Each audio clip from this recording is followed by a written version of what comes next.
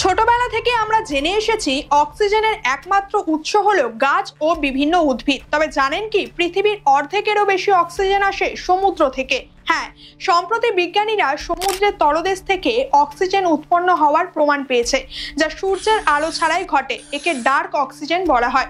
সমুদ্রের জলে বসবাসকারী ফাইটোপ্ল্যাঙ্কটন জাতীয় শৈবাল এবং সায়ানোব্যাকটেরিয়া সালোক সংশ্লেষণ প্রক্রিয়ার মাধ্যমে অক্সিজেন তৈরি করে পৃথিবীতে প্রায় 50 থেকে 80% অক্সিজেন সরবরাহ করে, যা গাছ ও অন্যান্য উদ্ভিদ থেকেও বেশি অক্সিজেন সরবরাহ করে আমাদের বায়ুমণ্ডলে। সুতরাং সুস্থভাবে শ্বাস নিয়ে বেঁচে থাকতে যেমন আমাদের পরিবেশে গাছ অত্যন্ত প্রয়োজনীয়, তেমনি সমুদ্র সহ বিভিন্ন প্রাকৃতিক সম্পদ পরিষ্কার পরিচ্ছন্ন রাখা খুবই জরুরি।